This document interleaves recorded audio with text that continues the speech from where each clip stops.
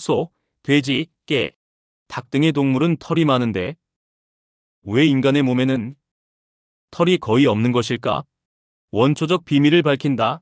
털이 있는 동물과 털이 없는 인간이 눈에 보이지 않고 감각적으로도 느낄 수도 없는 지구 에너지를 흡수하며 살아간다는 사실을 알고 있는가? 도대체 동물들의 털은 어떤 기능과 역할을 하는 것일까? 그리고 동물의 털에 대한 과학의 관점과는 차원이 다른 비밀을 밝힌다. 그리고 몸에 털이 많은 동물과 털이 거의 없는 인간이 지구 에너지를 흡수하는 방식은 어떻게 다를까? 지금부터 그 비밀도 풀어나간다. 의학, 인체 생물학계에서는 인간이 털이 적은 이유를 크게 체온 조절, 기생충 회피, 문화적 요인으로 설명하고 있다.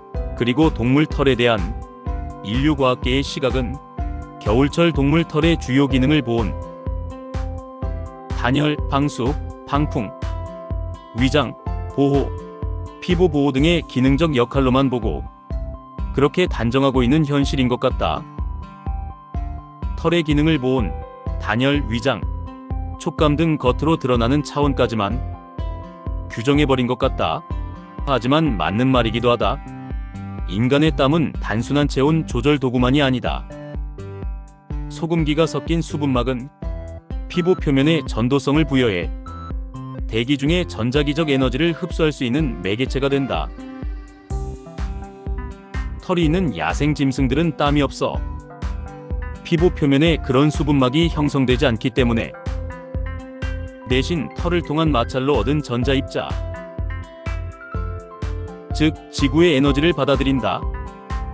인간은 땀을 통한 소금기 있는 피부 표면의 수분층, 짐승은 털을 통한 전자기 마찰로 포집된 정전기. 이렇게 에너지 흡수 방식은 다르지만 목적과 결과는 동일하다. 다른 포유동물들과 달리 인간의 몸에는 눈에 띄게 털의 양이 작다. 이 차이는 단순한 외형적 문제가 아니다. 인간은 땀을 통해 체온을 조절하고 동시에 염분을 배출하는 존재다. 이는 다른 털 있는 동물들과 근본적으로 다른 시스템이다. 특히 야생동물들은 스스로 소금을 쉽게 구할 수 없기 때문에 체내의 염분을 최대한 보존해야 하며 따라서 땀을 흘리지 않는다. 심지어 소변으로 배출되어야 할 염분마저도 체외로 배출시키지 않으려고 신장에서 따로 걸러 신체 대성활동에 재사용하게 한다. 반면 인간은 손을 이용해 바다나 광물에서 소금을 얻을 수 있었고 끊임없이 섭취할 수 있는 능력을 갖췄다. 그래서 인간은 땀을 흘리며 체온을 조절할 수 있는 방향으로 털을 벗어던진 존재가 되었다. 눈에 보이지 않는 이러한 것까지 생물 생존 시스템을 구축하신 신의 능력에 다시 한번 놀라움에 감탄하지 않을 수가 없다. 사람이든 가축이든 야생동물이든 혈액 속 소금, 즉 나트륨 농도는 거의 비슷한 수준이라고 한다. 왜냐하면 포유류라는 생물학적 뿌리가 같고 동물이나 인간이나 혈액의 전해질 조성은 세포 활동이 반드시 일정하게 유지되어야 하기 때문이다. 인간의 혈액 나트륨 농도는 보통 135에서 145 몰리터로 혈중 농도 약 0.9%의 염분 농도를 유지하고 있다고 알려져 있다. 이것이 흔히 병원에 쓰는 0.9%의 생리식 염수의 근거이다. 소, 양, 돼지, 말 등 가축들도 사람과 거의 동일한 혈액 나트륨 농도의 범위를 유지하고 있다고 알려져 있다. 결국 포유류 전반이 거의 같은 수준을 유지하고 있는 것이다. 그런데 동물들도 바닷물은 마시지 않는다. 바닷물을 직접 마시면 삼투압 문제로 탈수되고 다양한 부작용을 일으킨다고 신께서 동물들의 본능의 입력 저장시켜 놓으신 것 같다. 왜 인간은 땀을 많이 흘리는 동물일까? 왜 다른 동물들은 땀을 거의 흘리지 않는가? 그것은 소금, 즉 나트륨과 땀의 관계가 핵심이다. 인간은 땀을 흘리며 그 땀을 통해 인체의 나트륨이 지속적으로 빠져나가고 또 섭취를 통해 보충해줘야 하는 시스템이며, 동물들은 땀이 없어 소금을 배출하지 않고 체내에 보존하는 시스템이라는 큰 생명 시스템적 차이가 있다. 앞서 말한 바와 같이 심지어 소금을 구하기 힘든 야생동물들은 소변으로 배출되어야 할 염분마저도 신장에서 따로 골라 체외로 배출시키지 않고 신체의 대사활동에 재사용하는 시스템이라고 알려져 있다. 핵심은 털이 없는 인간은 땀으로 흘러나오는 소금, 즉 전해질로 지구 에너지 전자들을 흡수한다는 것이다.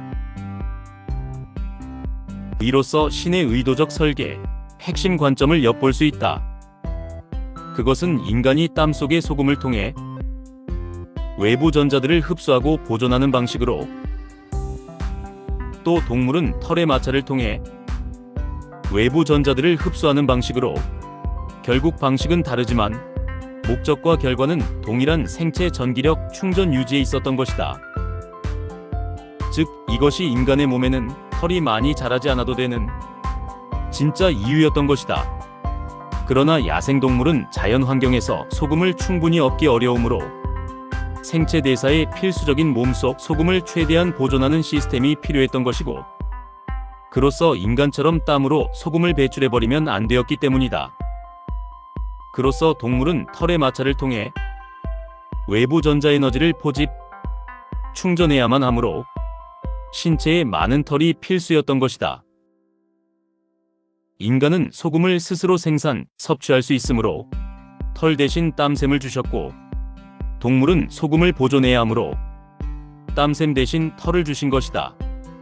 그리고 인간의 머리털은 다른 동물들과 마찬가지로 뇌 보호와 체온 보존 차원에서는 같은 계열의 기능을 수행한다고 보고 있는 것 같다. 하지만 인간도 털이 있는 머리는 한겨울 아무리 추워도 몸에 비해 추위를 거의 타지 않으며, 또한 몸은 두꺼운 옷을 입어 반드시 보온을 해야 인체에 문제가 발생하지 않으며, 머리는 몸에 비해 꼭 그렇게 하지 않아도 괜찮은 이유는 무엇일까? 머리털은 단순히 보온이 아니라 뇌세포의 활발한 활동을 유지하기 위해 에너지를 보강해주는 구조라고 해석할 수 있다. 실제로 머리털에 있는 부위는 정전기나 열 발생이 잦은데, 이것도 에너지가 집중되는 현상으로 볼 수 있을 것이다. 여름에는 피부를 태양광, 자외선으로부터 차단하는 차폐막 역할을 한다고 알려져 있다. 하지만 그것은 큰 의미는 없다. 여기서 핵심은 털이 난 부위는 어떤 부위가 됐든 단순히 따뜻하다가 아니라 에너지 흐름이 원활하고 그 에너지가 강력한 곳이라는 것이다. 그래서 에너지가 높은 개체일수록 혹독한 더위에서도 세포 활동의 안정과 모든 세포들의 대사 활동을 정상적으로 유지시킬 수 있는 것이다. 천상의 신 자체가 에너지체이며, 신은 모든 생물과 우주를 전기, 전자에너지 시스템으로 조직해 놓으셨다. 또 털, 세포, 장기, 나아가 은하와 별까지도 동일한 섭리로 움직이고 있는 것이다. 따라서 눈에 보이는 단열, 보온 같은 기능은 단지 껍질일 뿐인 것이다. 소, 돼지, 노루 같은 동물들의 털이 촘촘하지 않음을 어떻게 설명할 것인가? 과연 그것이 단열과 보온이 된다고 설명할 것인가? 인간은 신이 이미 구축해 놓은 에너지 질서에 대해 겸손히 눈을 떠야 될 것이다.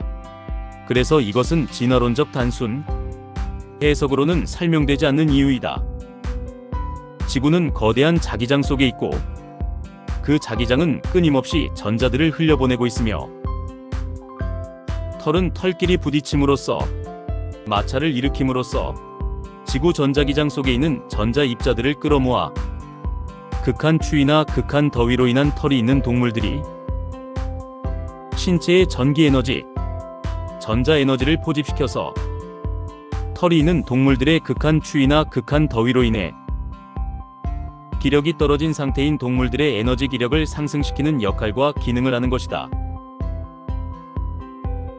그리고 생물학에서는 세포가 살아있으려면 세포들의 막전위를 마이너스 70mV 내외로 유지해야 한다고 설명하고 있다. 그리고 털과 같은 생체 구조의 핵심 기능은 전자기적, 에너지적, 비가시적 현상이다. 털이 외부 전자기장 속에서 전자를 포집, 분산시키는 매개라면 이는 곧 세포 전이 안정화라는 생명유지, 에너지 보강으로 이어지는 것이다. 털이 있는 동물들의 털의 기능과 역할은 극한 추위나 더위 속에서도 포유류가 기력을 잃지 않고 버티도록 돕는 일종의 에너지 충전 시스템의 근거인 것이다. 끝으로 때라는 인간 피부 표면에 생성되는 특유의 막에 관한 얘기다. 인간의 피부에는 동물에게 없는 특이한 투명 점액막이 형성된다. 바로 때다. 때는 단순히 각질이나 피지가 아니다. 실제로는 투명하고 끈끈한 점액성 투명막으로 땀과 피부 분비물이 결합해 형성된다. 일정 두께가 되면 더 두껍게 쌓이지도 않고 일정 수준에서 안정된다.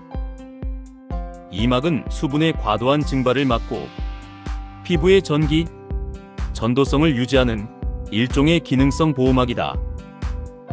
자주 씻으면 이 보호막이 파괴되어 오히려 세균에 취약해지고 그로 인해 땀 냄새가 쉽게 발생한다.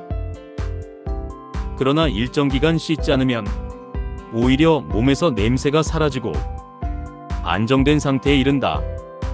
인간의 몸이 스스로 만들어내는 일종의 균형장치인 셈이다.